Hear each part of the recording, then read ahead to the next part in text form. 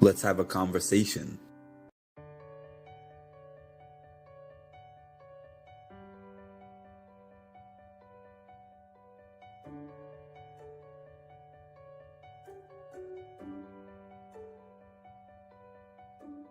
Thank you for having me on. It's always a pleasure to talk to you, and I'm sure I'll see you at one of these events again All soon. time, we got Mark with the Mindful Reality podcast, who I've been a guest on, and it was a blast. Thank you for having me, honestly, and I cannot wait to do it again. We're going to do this again in the future. I just know it.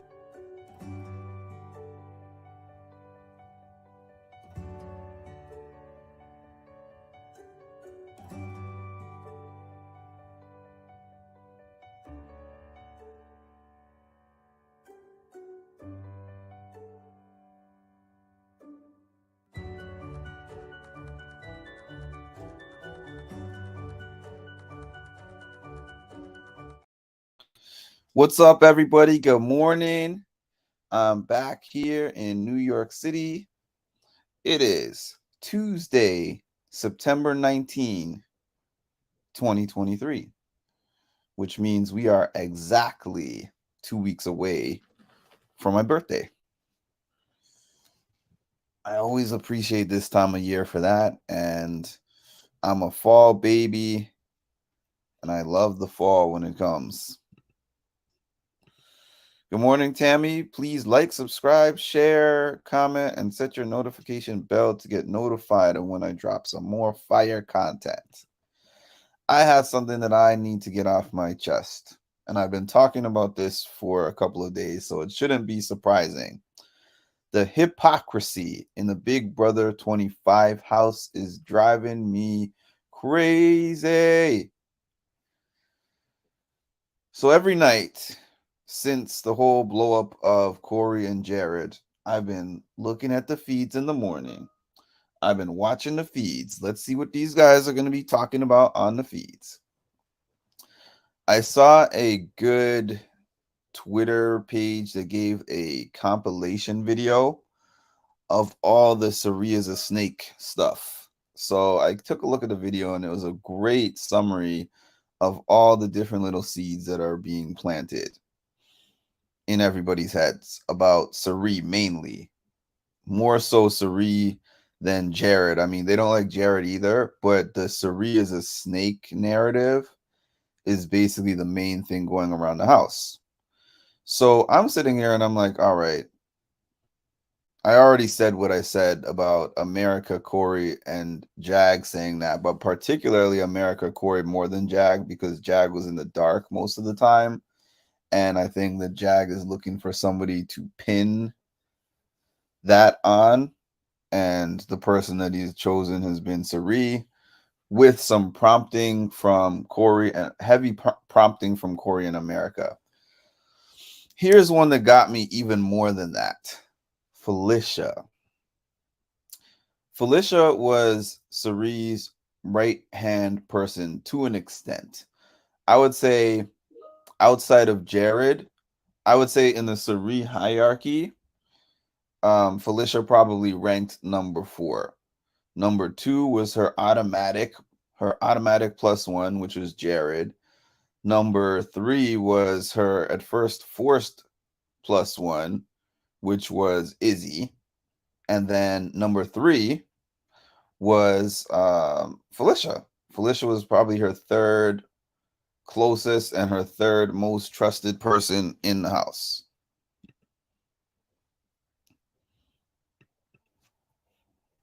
And so what happened with Felicia was, even before Jag, America, and Corey were talking to her about the votes, and even before that whole vote situation, the thing that made Cirie target Felicia was the fact that Felicia was already starting to go around and say, I don't trust Cirie, and I don't think that I would be her main choice to take the final 2.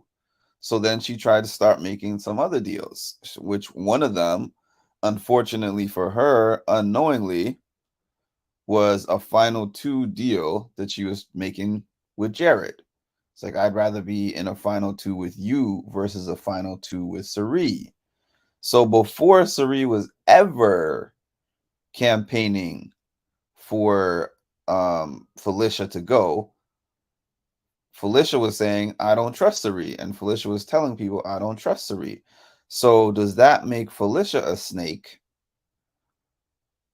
for saying that to Jared and saying that to other people? To me personally, no, that does not make her a snake. It's the hypocrisy. I'm not here trying to tell you that Felicia is a snake for trying to make alternative deals. I'm just saying I don't like the hypocrisy. I don't like the hypocrisy of what goes on in this Big Brother 25 house in particular, because I don't remember all this kind of talk being there so heavily on other seasons. Yes, people get in their feelings sometimes, but this one is a little bit different. All right. Good morning, Melanie. Good morning, Edward. Good morning, Chocolate. Yeah, so these conversations, to fast forward, now Felicia is having conversations with America and Corey and Jag, and they're all telling her, yeah, Cirie is a snake. And the reason why Cirie is a snake is because Cirie and Jared were both people who were campaigning to get you out of the house. Well, here's what it is with that. If it was Felicia versus Corey on the block, or if it was Felicia versus America on the block, or if it was Felicia versus almost anyone else outside of Jared and Izzy on the block, she would have campaigned to get the other person out of the house. But the fact of the matter is there was 2 alliance members of hers on the block, and one of those 2 alliance members knows that Jared is her son. So there was no way in hell that she was going to campaign for Felicia to stay over Izzy. There was no way. There was just no way that that was going to happen. And that does not make her a snake for choosing Izzy to stay over Felicia. Now, this is the part about it. Some people will say, well, she's a snake because she didn't tell Felicia that she was campaigning for Felicia to go. You can't do that in this game. You can't always tell everybody everything. Like, when 2 people in your alliance are now on the block, the hardest thing to do and the worst thing to do is to be like, okay, here's the honest truth. We want you to stay and we want you to go home. Everybody wants to be in that house. It's very rare that you'll get somebody who's like, oh, that's fine. You can campaign for me to go. That's fine. I don't want to be here. I understand that you want this person here over me. This is typical, standard Big Brother stuff. Yeah, you know who wants to go. Yeah, you know who you want to go. Yeah, you know who you have to campaign for them to go. And the other thing about the Felicia thing, they're acting like it was just Cirie who said, oh, Felicia needs to go. The house was saying Felicia rubs us the wrong way. That includes Corey. That includes Jag. That includes people who were on the other side as well, who were like, we don't like her tactics. We don't like how she intimidates and bullies people and gets in people's faces. We don't like how demanding that she is and straightforward. There's a lot of things that a lot of people were saying, but they're using these divide and conquer tactics. This is one thing that I'm surprised about Felicia about being the oldest person in that house. A really cheap Bush League tactic on Big Brother that already worked on Red. They're upset about what Cirie and Jared, but it wasn't just Cirie and Jared. They're upset about what a lot of people did in terms of running the interference between Red and Cameron. And now they are trying to run this same interference between Felicia and Cirie. You always have to use critical thinking. If somebody who is not working with you and has never worked with you this entire game, like, even if you were in some of the same alliances, after this whole blow up with Corey and Jared, everything is on the table. So somebody who has not worked with you in this whole game is suddenly giving you this information. Cirie is a snake because she was saying this and this about you. She wanted you to go home, blah, blah, blah. Okay, that's fine. But you have to think of who's giving you the information. Did they give you information before? Were you having game talks before? Were they letting you know what anyone else has said about you? Or is it they're only letting you know about what your ally was saying against you? Is that not a similar thing to Jared trying to cause contention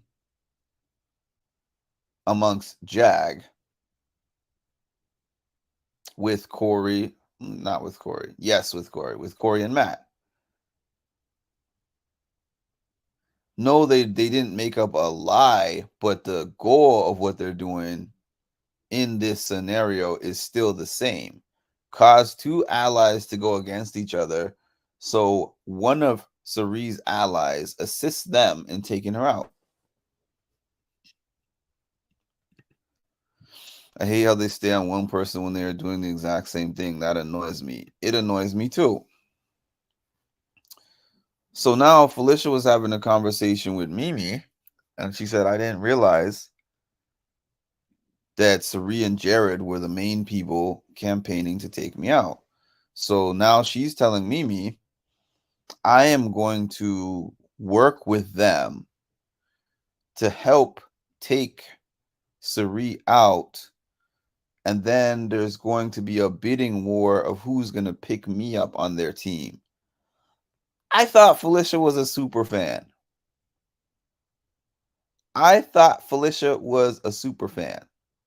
Felicia, if she takes out Cirie, is going to be in the same position as Cam is right now. She takes out, regardless of the fact that Cirie preferred to have Izzy in the game over her in the game, I'm pretty sure Cirie prefers Felicia in the game over Corey, Jag. I don't know about Matt, but at least Corey, Jag, and America. I'm pretty sure she prefers Felicia in the game over them. These people, as soon as they get their feelings hurt, they are off the ship. They are out of there. They'll help their enemies take out their friends. I'm in this group. I joined this Instagram group. Oh, I don't remember what they're called. Broadcast channels, I guess. I joined Kirsten's broadcast channel. And in her broadcast channel, she was like, these people don't know street code. And what she meant by that, and how she described that, is that she said, if I come into the game, for an example, let's say Kirsten comes in the game and she's working with Mimi. Her and Mimi have an understanding and an agreement. Overall, our goal is to make it to the final two chairs. There's going to be times where things change, where they pivot. There's going to be times where I might have a conversation with somebody that you don't know about.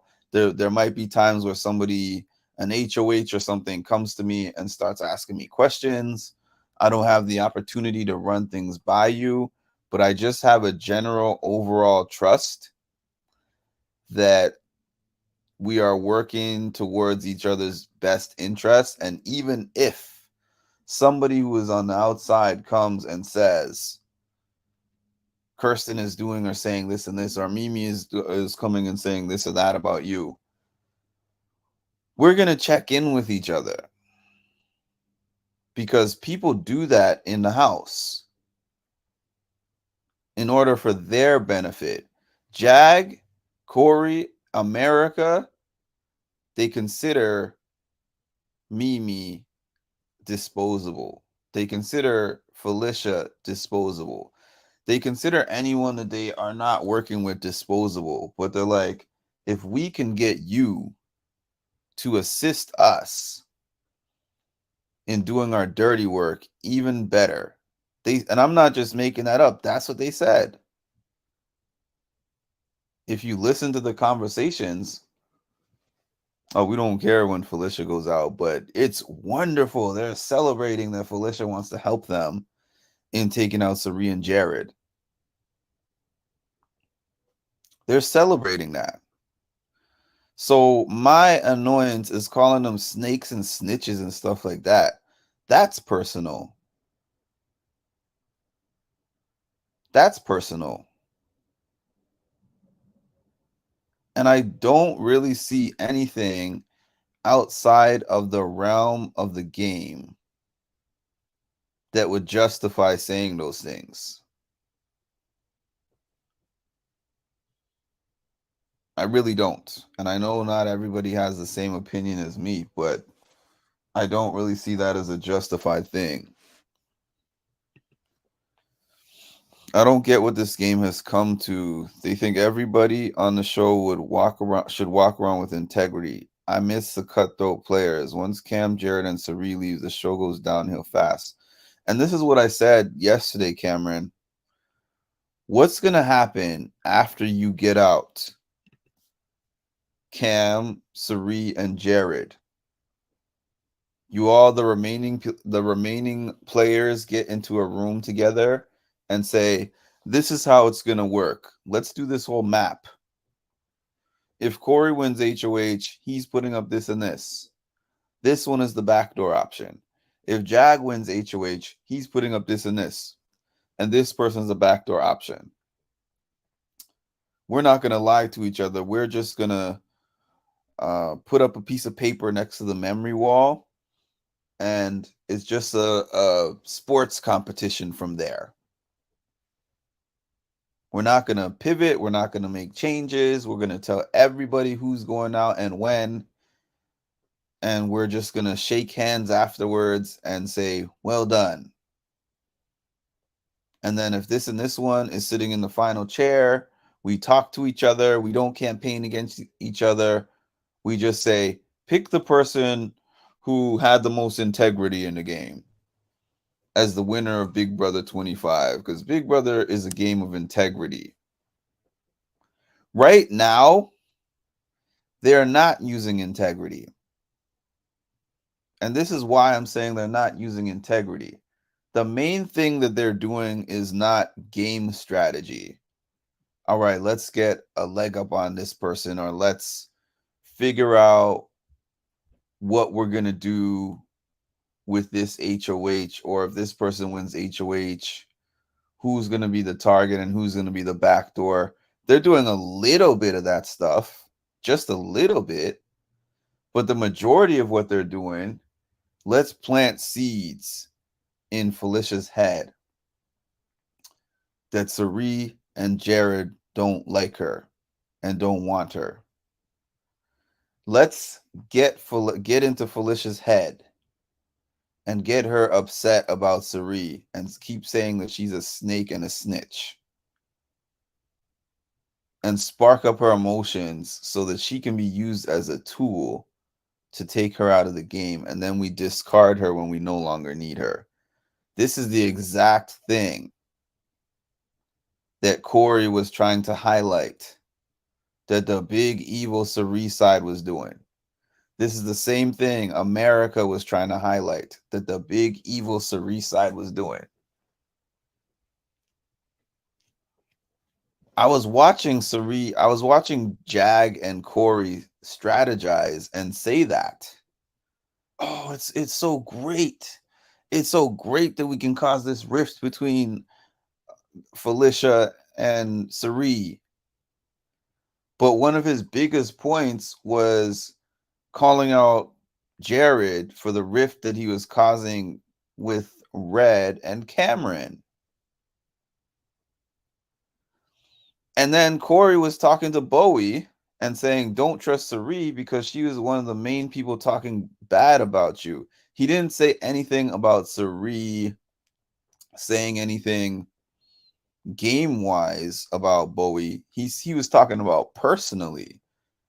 You shouldn't trust Cirie because she is personally one of the people who was talking badly about you. And he's not saying that to look out, because if he was saying it to look out, he would have said that a long time ago. It's like Michael when he used this whole thing with Kyle. Corey was holding these things in his back pocket in case he could use them for game. To me, if you're in the room, if you really care about somebody for real, and you're in a room with them, and you're in a room with a bunch of people that are talking badly about that person, you're going to tell them. You're not going to wait 45 days into the house and then be like, conveniently be like, hey, just to give you a heads up. So what were you doing or saying the other 45 days? Why did you just come to me and tell me this now conveniently when your girl is sitting on the block? I don't know. I remember saying Jared and Cam were two people I didn't really like. Never thought I'd be desperate for both to stay in the game. I know, right? There's a term in psychology called projecting. That's a good one. I'm cheating, but keep accusing someone else of cheating. They are definitely projecting. Good morning, Trisha, Cameron, Cash, Wash.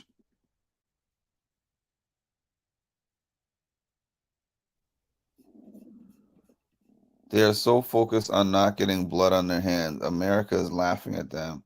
She wanted all the black people out. She repeatedly told Corey, Felicia, Mimi, Cirie, and Jared need to go. She definitely did. And I'm pretty sure if I remember correctly, she really wanted Kirsten out as well.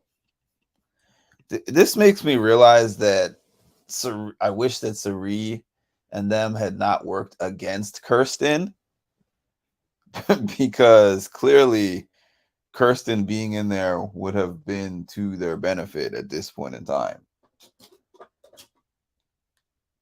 This whole go with the house thing did not work out in the end. Where's Auntie Tootie Fields with the veto? I'm not sure what that means. Yeah, America was the only one who hasn't. So I'll say out of the people that I'm mentioning, I tend to respect America the most out of them. Respect is not the same thing as like. I just say I respect the fact that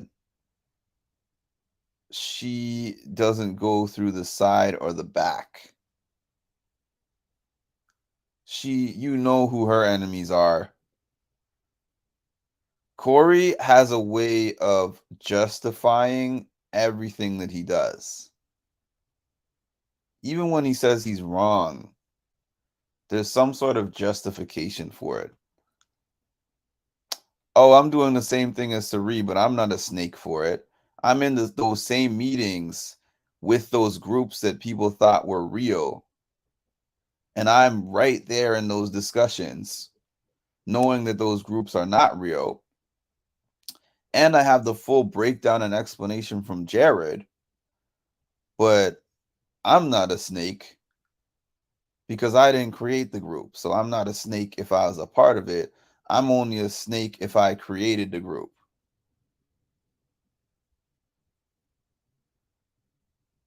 Because I was one of the last people added to the group, I'm not a snake. Because I'm just around the conversation and I'm not necessarily taking part of it, I'm not a snake. Let me tell you something about what happened to me in high school. And I have to remind myself that Corey is not that far removed from high school. I remember I was in this school in Canada. The school was predominantly white. And a lot of the kids used to make fun of me because I was one of the few black people in the school, in my class especially. That I think I was the only full black person in my class. I think there was some mixed race black people in my class. And then I remember this lady came from Barbados, and she had a very strong accent. The dialogue was difficult to understand at times for us because we had never encountered anyone from Barbados, and she was fresh off the boat, Bayesian. So I remember when she got there, all those comments and all that, making fun of people and all that, switched from me to her. And I was there when they were making fun of her. And in my 14-year-old mind, 13, 14-year-old brain, because I am not the one initiating all these jokes and everything, even though I was there laughing, and even though I was there when all these things were happening, I'm absolved from that. I have clean hands because if I'm not the person who is making the jokes, I don't have any responsibility for it. But my 35, soon to be 36-year-old brain is like, yes, I have some responsibility for that. I was right there in those rooms. I never told anybody that that wasn't right. I never stopped anybody. And I was laughing when those things were taking place. So therefore, I'm guilty too. Yeah, we can rank and say it's not at the same level as the person at the top of the pyramid, but it's not like I'm totally good. Good morning, Betty. I'm not ready because now we're going to get all of these group thinkers left. I'm not going to enjoy Big Brother I'm not going to enjoy this season of Big Brother when they get Cam and Jared out. And it's not even because those are the top. I'm not even rooting for them to win, really, but it's just everyone else in there is like the team of Avengers. They feel like they're the team of Avengers. They feel like they fight for true justice in the American way. Me seeing the Sunday episode, I have never gotten the appeal of Corey. I don't like him. Corey is so overrated. It's very cringe. They have made me use the word cringe often, and I hate the word cringe. But actually, I like the word cringe better than I like the word ick. Every time they say that's an ick, I'm like, oh God, I am now an old man. Because we've reached the point of getting to words that I just can't stand, that were not in existence when I was that age. I know she was cool to see in the house at first. I like Felicia overall.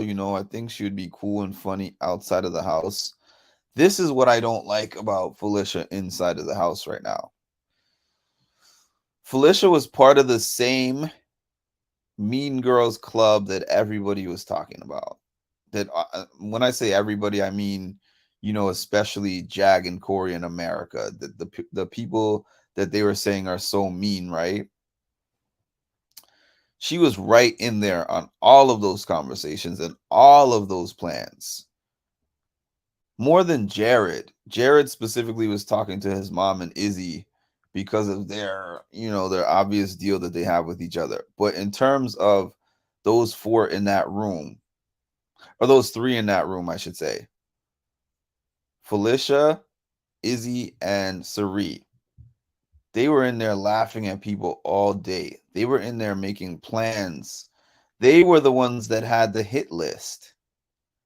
Jared's hit list wasn't even the same as their hit list. Jared had his personal hit list. They are the ones that had the hit list. Felicia, Cirie, and Izzy, the three of them.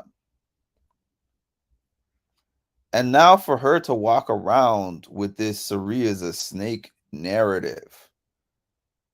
Cirie did not act alone in anything that she did or said.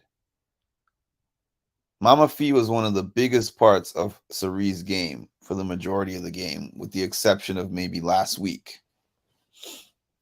They worked very closely together. The same Jag that she's talking to is the same Jag that she got in his face, is the same Jag that was on her hit list.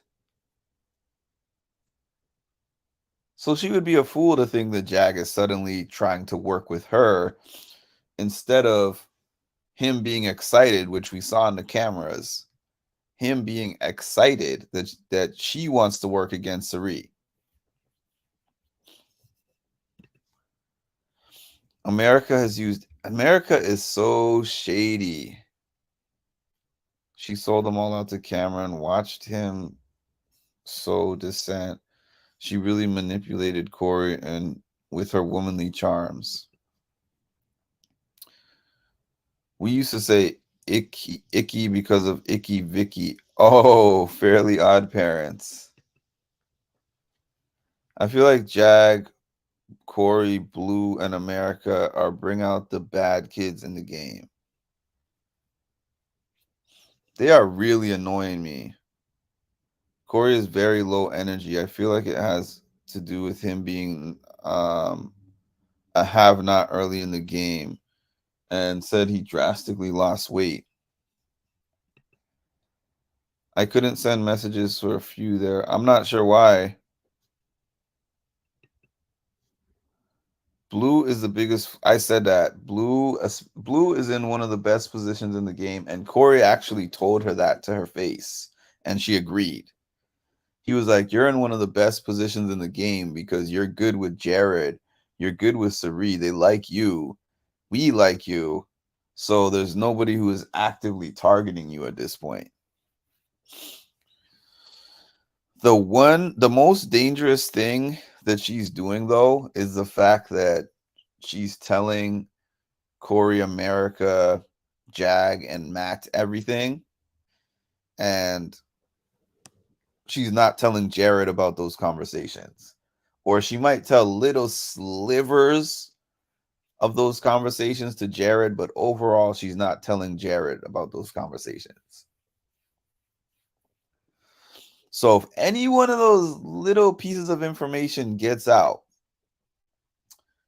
Blue could be in trouble with that side. However, there's so many more people that want Jared and Cirie to go than people who want Jared and Cirie to stay. So that's the issue there. They were also on slop for a week before wall comp. It affected their stamina. We learn as we get older, we are responsible for our own actions. We are not lemmings, sorry. Yeah, and that's the thing about the America and Corey campaign in general.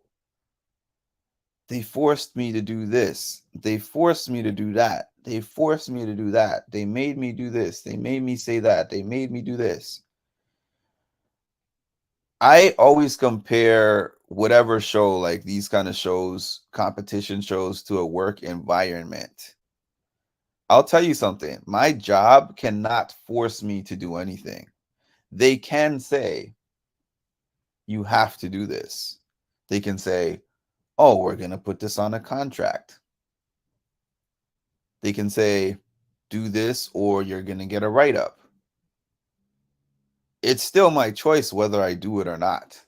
Now, in the Big Brother house, nobody can tell me that. The only people that can tell me what I have to do are the people who I've signed my contract with. The people who I've signed my contract with can tell me I have to eat slop. I have to kick myself in the butt with that wheel before I leave the room.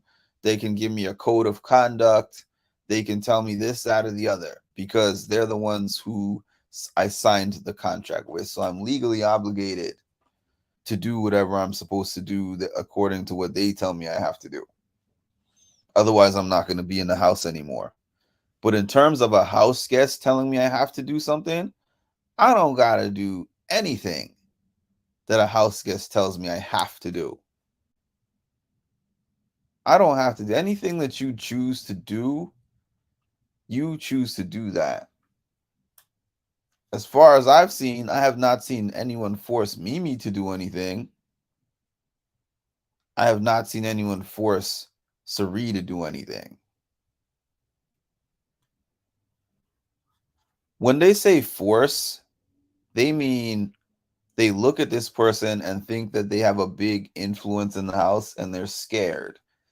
This is the one, even though Cameron was stating this very strongly, Cameron was like, what happens if I do this vote? Cameron made a great point if you guys think about it. Remember when Cameron was having all those discussions with everybody when he was HOH last week?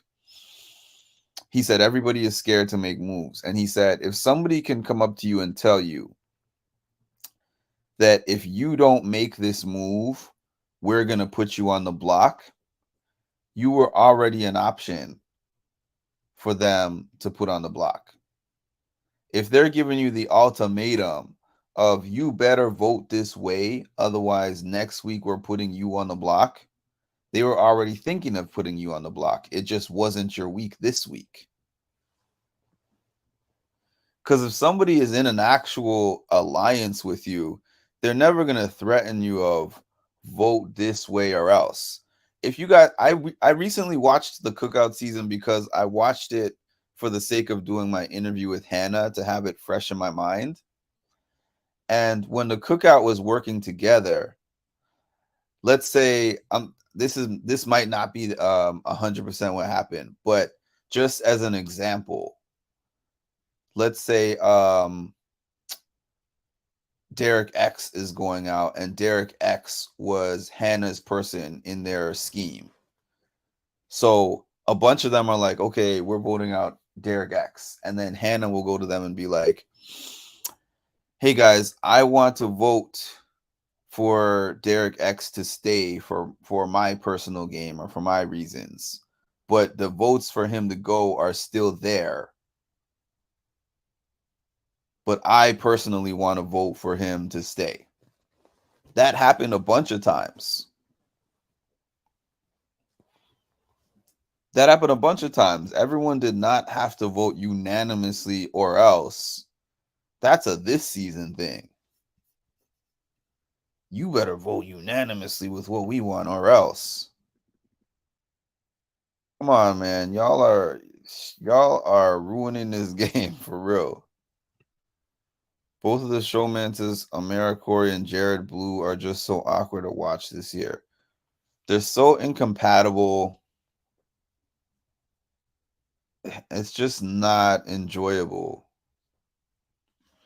I'm not enjoying either of the showmances. And usually, I'm one of the showmance people. Y'all saw how I was, well, not all of you, but some of y'all saw how on I was with this Monte coverage. I was even kind of into, who was the other one? The previous year, like Christian and Alyssa.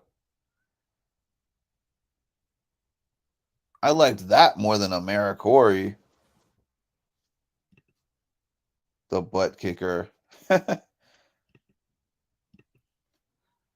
remember how we were last year with Monte. Yeah, we were actually interested and excited to see what was going on with that. This year is like, I can't even stomach the Corey America kissing enough to hear the game talk that they have while they're kissing. If they're kissing, I'm like, I'll depend on one of the Twitter summaries so that I can get the transcript. Because just the look and the sound on the camera is too much for me. It's too much for your boy. And then this weird dynamic of Blue and Jared who I've said for a while now, these are not two people who are going to last outside the house, if that's even what the plan is. Because Jared stays shouting out Kenzie, his girlfriend. So I'm like, what are y'all doing? Did Jared have some kind of discussion with his girl where he was like, I'm going to do whatever in the house, and then I'm going to come back to you. I'm going to drop her when I leave and come back to you.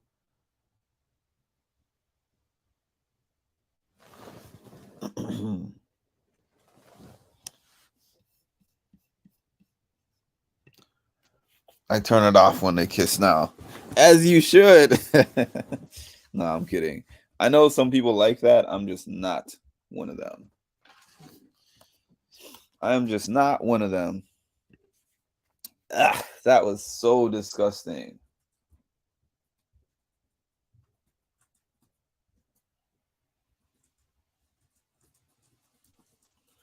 That was so disgusting. LOL. I remember watching the feed screaming for Taylor and Monty to hurry up. And oh yeah, when he it's like he basically pushed her out of the bed.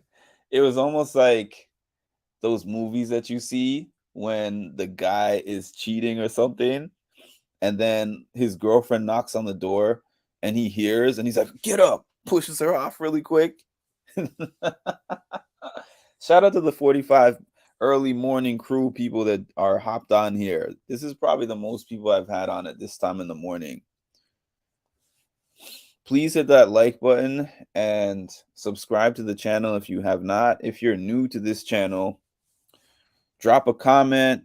Let me know when you joined and where you're from. I always ask that. Betty, thank you so much, because that interview meant a lot to me, more than any of my other interviews, because I wanted to meet Sam so badly. I said this in the actual interview for those who have watched that interview. When that season was going on, my dad was in hospice care and he was dying. And that show was one of the few things that was bringing me joy. And so Sam was the person who was my favorite person from that season. And when I found out that she lives in Brooklyn, I was like, I really hope that I could get a chance to meet her one day. Interview was not even necessarily the biggest thing on my mind. I just wanted to meet her, so getting to meet her, interview with her, that was a big deal. So I appreciate that. And I'm going to her event. She's having a meet and greet event on a couple of days. Jared and Blue are in a relationship outside the house. The whole America and Corey, so weird. Looks like kids kissing. It's just weird to me.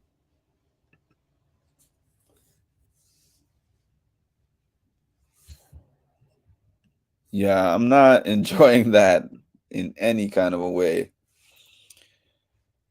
This season, I click off every time I see the couples, and it's not game talk. It's not cute. It's not hot. It's not anything. It's not anything that I'm interested in seeing this year. Yuck. It's ick. To use the kids' term of today, it's ick. It's giving ick. Oh, man. I click off immediately when I see these showmances this year.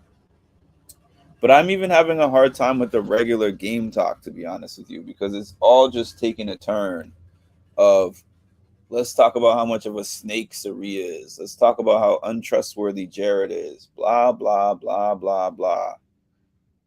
Looped record. Repeated record. This is also why I'm saying to myself, they need to keep Cameron. Well, now it's out of Jared's hands. But I feel like, oh, actually, he did have to replace them with somebody.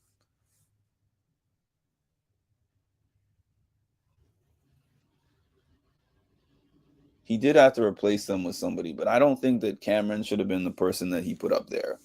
That's me personally. I think that a mistake was made by Jared by putting Cameron as that replacement nom, but I think that Jared really does not realize how up against the 8 ball he is. Because now with Felicia turning officially, it's really, unless his mom wins, it seems like he's up out of there. Or she's up out of there, depending on who they decide. But it seems like the two of them will go on the block together, barring a Cirie win. Jared should have made a deal with Cameron and put Bowie up as a replacement. I agree. I totally agree. And now they're working on Bowie and making sure that Bowie doesn't trust Cirie. In the gossip house, everybody is telling Bowie, they're basically pinning all those conversations where they were all talking about Cirie. I mean, where they were all talking about Bowie on Cirie. They're pinning everything on Cirie. You know who's responsible for this? Cirie, because Cirie is the devil. Cirie made this conversation happen, and Cirie did this, and Cirie did that. The one main thing that Jag could be mad at Cirie about was that 1 week where Cirie told Jag that he should go campaign or that he should get everyone in a room and try to campaign for the numbers to keep him in the game. Okay, you can be mad at her for that, but that's not bullying to me. Cameron also seems like a man of his word. He is. I honestly, as crazy as he has seemed, I believe him when he would say, I would die on that hill. Like, you have my word as a man that if I say I'm going to do this, I don't break my word. I actually believe that. Because when he blindsided Jared, as mad as Jared is about that, he did not give Jared his word that he was not going to blindside him. At that point in time, he was off Jared. He just didn't tell Jared. That's why it's a blindside. He didn't say, I'm looking at you in the eyes as a man, on my daughter and on my honor, and I'm telling you that I am going to make sure Felicia stays. No, he was off him at that point. Cam was targeting Cirie, so he had to. Who had to do what? The gaming appears to be a lot. I know, Betty. I think that it was Taran who said this on his Twitter. He said something to the effect of, this game is active, but it's not exciting. That's not exactly, I wish I remembered the exact words that he used, but basically what he was saying was that they're always talking, they're always having game talk. They're always going through different scenarios, but not a lot is happening at the same time. There's not a lot of twists and turns. There's not a lot of surprises. It's just basically whoever wins HOH, they're going to schmooze up next to that person. And they're going to be like, oh, we got to pretend to be nice to Jared for a week until we get a chance to take a shot at him next week. And it's not like it's a surprise to Jared. They know who's for them and who's against them. There's no mystery in this. That's what makes Big Brother interesting. Having some mystery, having some suspense, having blindsides. We're calling these things blindsides when everybody knows who's going to be the replacement nom.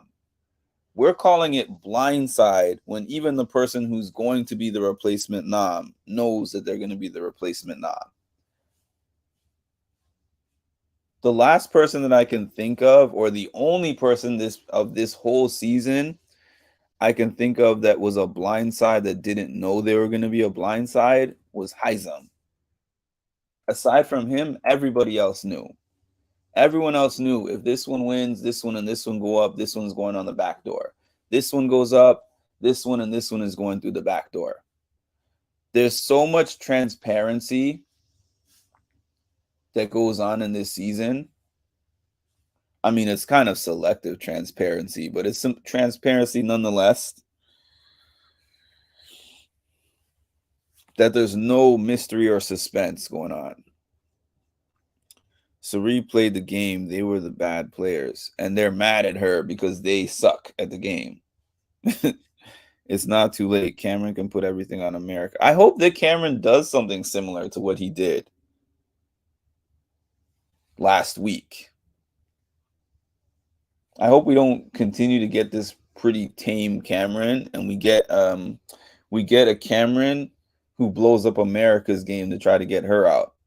And even if it doesn't succeed in getting her out, it would succeed in getting this impressionable bunch to stop sipping the Kool-Aid. I can't get past what Cam did to Riley. Jared had to put Cam up to protect Cirie. Jared's HOH. So they couldn't put up Cirie.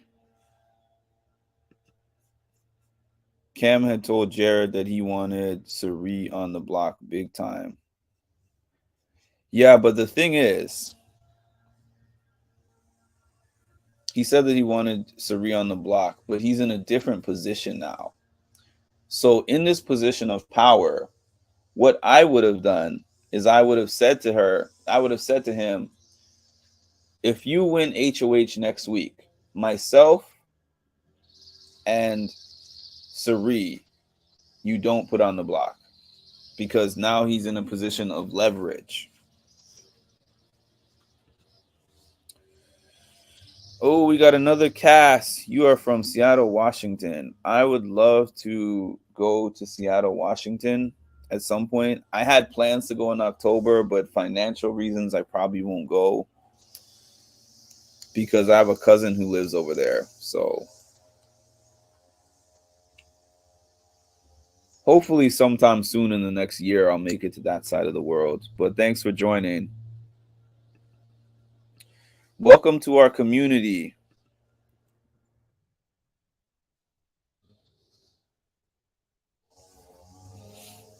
Hi, Sarah.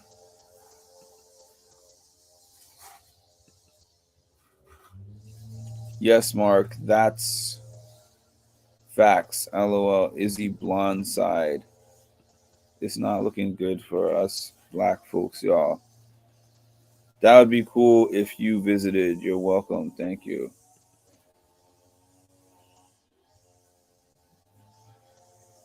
Yeah, there's two casts in here.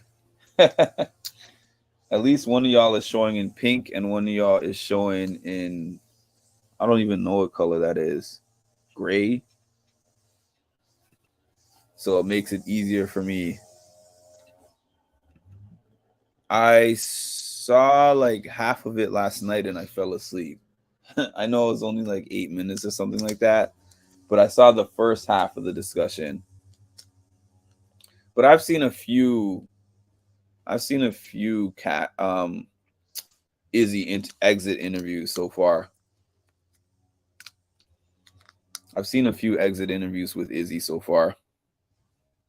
And in all the interviews, she says that Jared's game was like a liability for her and that she would have done better with just her and Cirie versus Jared being there. And I agree with that. The one thing that she said, the one thing that she has consistently been saying is that despite Jared wanting all of them in the game, Jared acts on his own. And then they have to clean up his messes. I even feel that a lot of the mess that Cirie is in now in terms of all these people wanting to target her is because of Jared. and is because of things that she has had to say behind Jared to try to lower her threat level.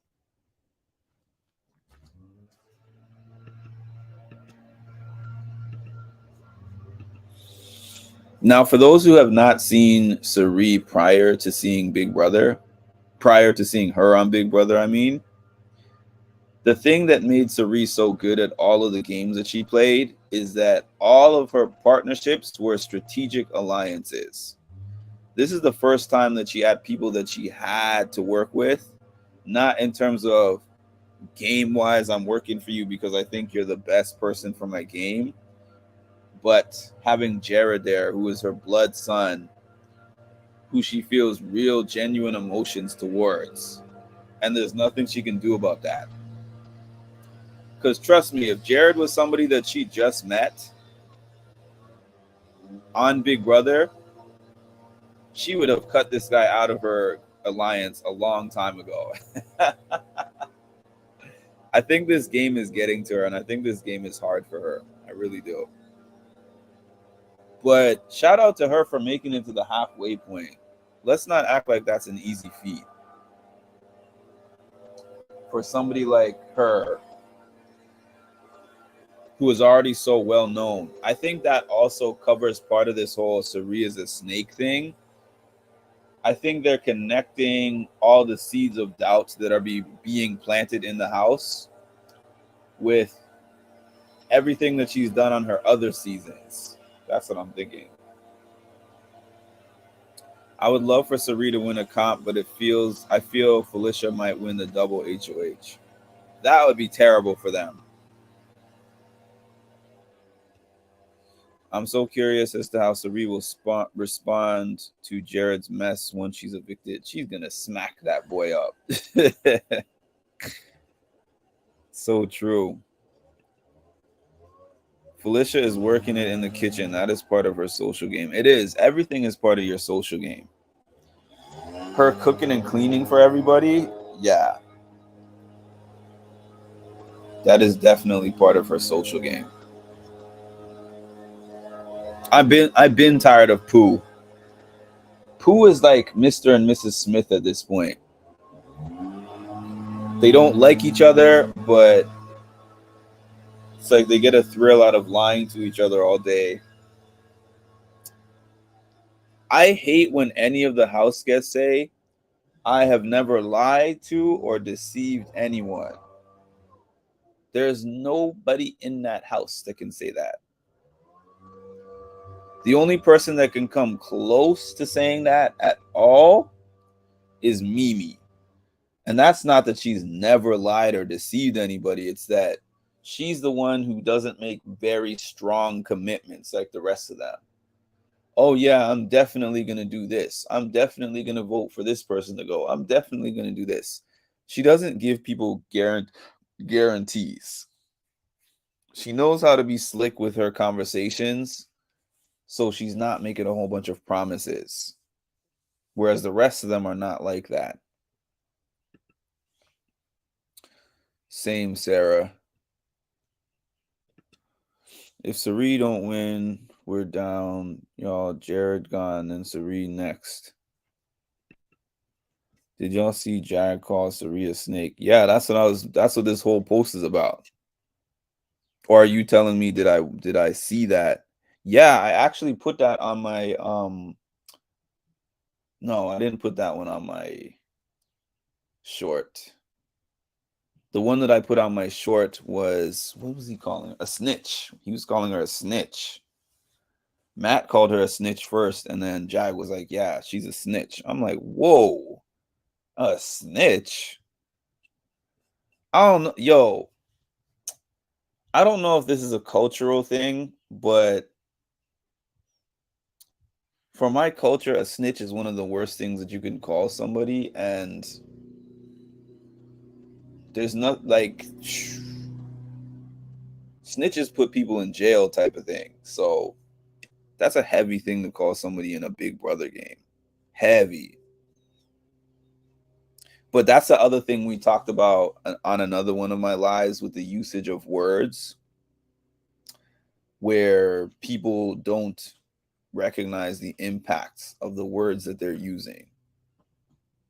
Because I know for sure when these people get out of the house and watch the footage or see these clips, they're going to feel strong ways about one another outside of the show. This show is one of the messiest, dirtiest, ugliest that I have seen in a long time. And one of the most personal that I've seen in a long time also. Just because Mimi doesn't talk to anyone except Felicia now. And people are talking about this Mimi Felicia final two. I don't even know if she really thinks that she's going to sit in a final two chair with Felicia. She probably doesn't. It's just that it benefits her for now. And this is what I don't like, Betty. They're all talking about playing the game honorably and playing the game with integrity and all that. And that's not Big Brother. Everybody has to lie. Everybody has to deceive somebody. It doesn't make you a terrible person. It doesn't make you a snake or a snitch. It doesn't make you a snitch if somebody comes and tells you some information and you come and you tell it to somebody else. Here's the thing. If somebody gives you a piece of information and you tell it to everybody else, I'm still not using the word snitch. I'm going to say you're untrustworthy. If somebody gives you a piece of information and you tell it to the whole house, I consider you as untrustworthy, especially if it's somebody you're aligned with. If it's an enemy telling you this, oh, go ahead. If they decided to give you that information, go ahead. Tell whoever you want. But if somebody that trusts you and is at least somewhat aligned and working with you gives you a piece of information and you tell everybody, you're untrustworthy. Information is currency in the Big Brother house. So I'm cracking up at all these people that say, this can't leave this room. You can't tell anybody about this.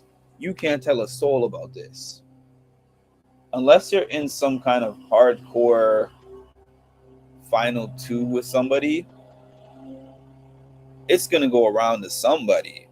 They're going to tell somebody, because at the end of the day, even if you have a final two, you can't depend on just that final two in order to make it to the end. Because what happens if one day your final two member makes some kind of mistake and becomes public enemy number one, and the house decides to vote them out, and you have only shared information with your final two, you've only made plans with your final two,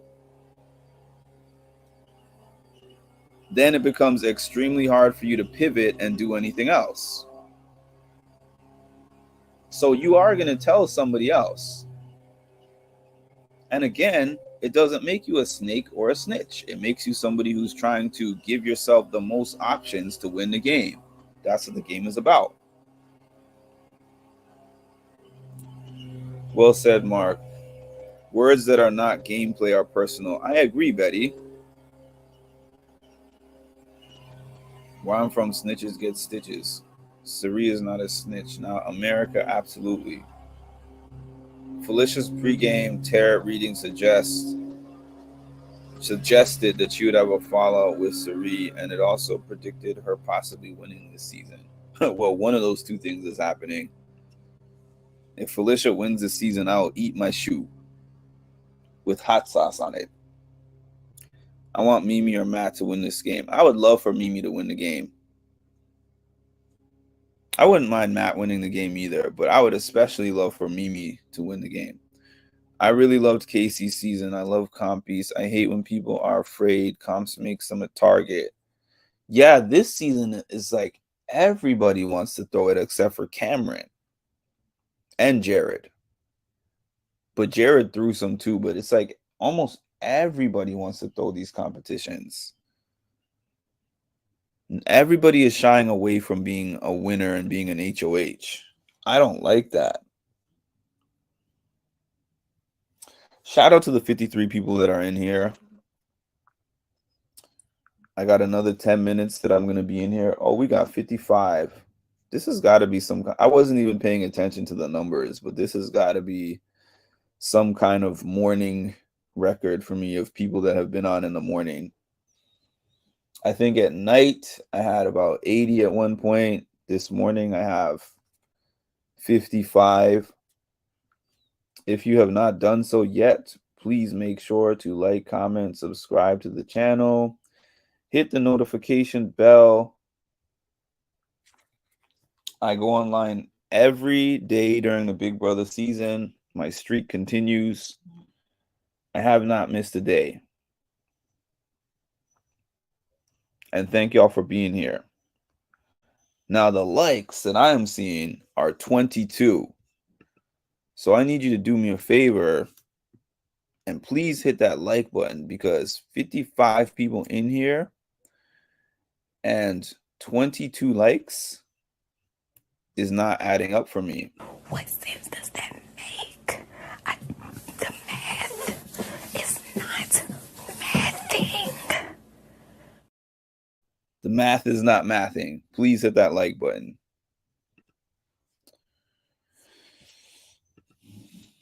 Hi, Willa. How are you doing? I was so disappointed when Bowie literally just let go. And I was expecting to see in her diary room entry when she was like, I looked around and I saw that Blue fell. And then I was like, it's just me and Jared. I don't think Jared has me as a target, so I let go. She didn't even say that. She acted like she fell legitimately, but clearly on the footage, we saw that she just let go. I'm disappointed in Matt and Jag. You know something interesting that Jag said last night?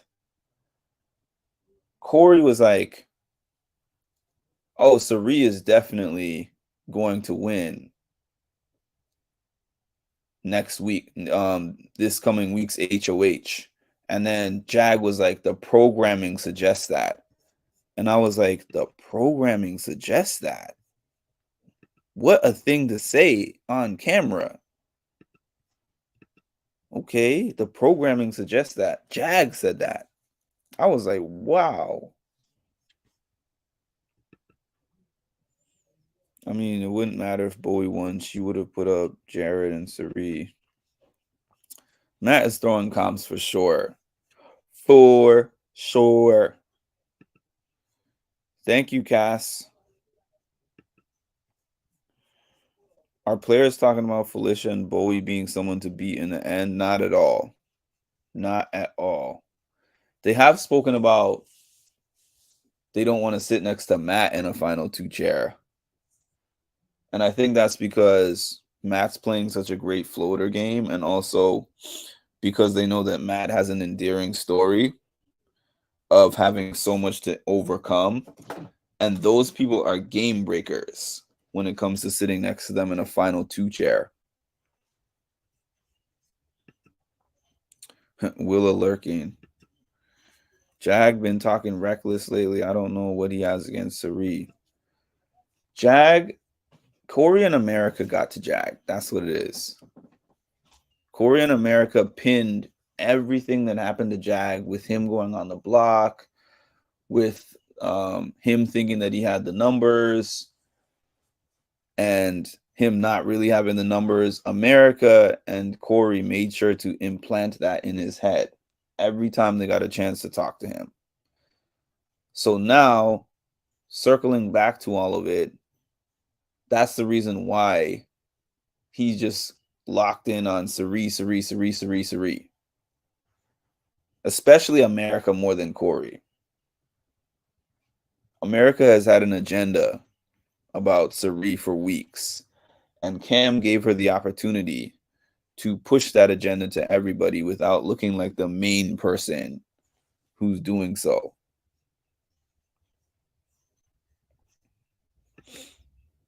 I agree. He was one of my favorites at the start. He's not one of my favorites now. I know, right? The craziest part when you think about this, Sarah, is that Cirie was the one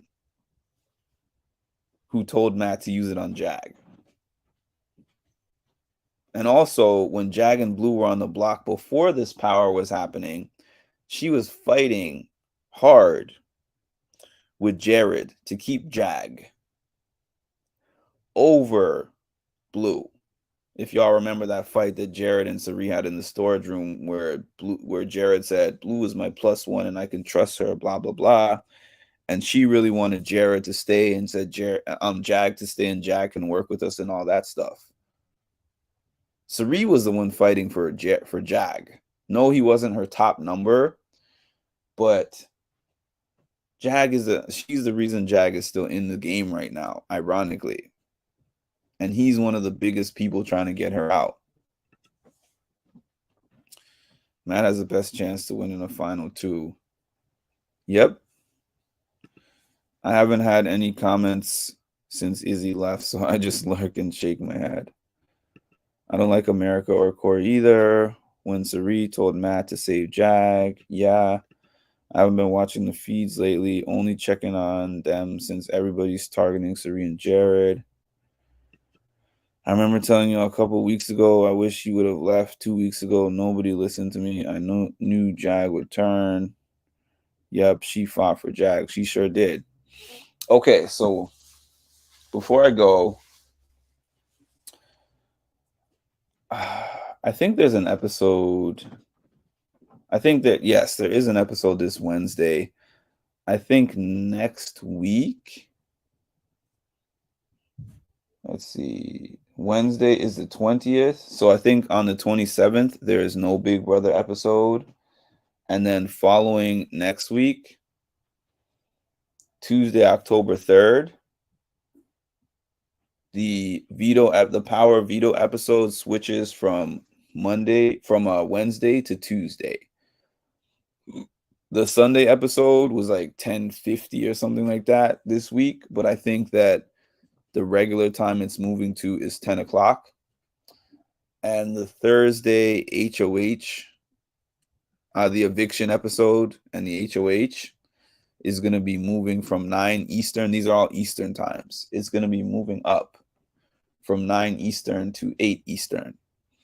So to summarize that once again, I'm going to type it in the chat. So let's see what we got here. Wednesday,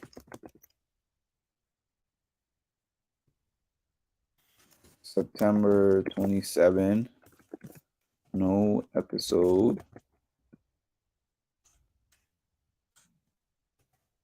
Sunday episodes switching from 8 a.m.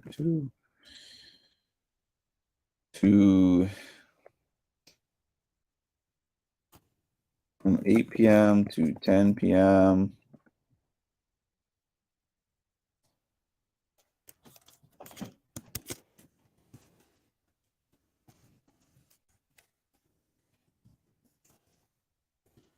Switching to Tuesday beginning.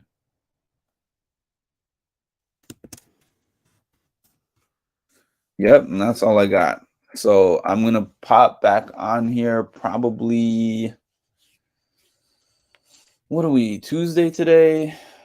Probably pop back on here this evening, maybe this afternoon, but definitely this evening, just to recap whatever's happening on the feeds. You know the drill. I'll be on here morning and night pretty much every day until the season ends. But if you want to check for me today, I would say the most likely time slot would be around 8 or 9 p.m. tonight.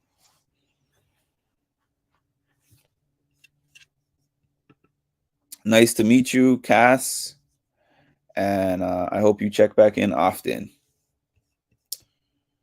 And I will talk to y'all soon. So you literally were one of my very first followers. And then when you followed me and I, followed back, I was like, this dude is cool. Like, if they say talk to your manager, you just say, you know what, talk to the hand. You don't need to be on my podcast. But Yeah, dude. Yeah, you do a great job. Thank you. I always get a kick out of talking with you on Patreon. You have a really good, view on it. That wasn't planned. You know what? Thank But you. I like this Canadian. Well, this one. well,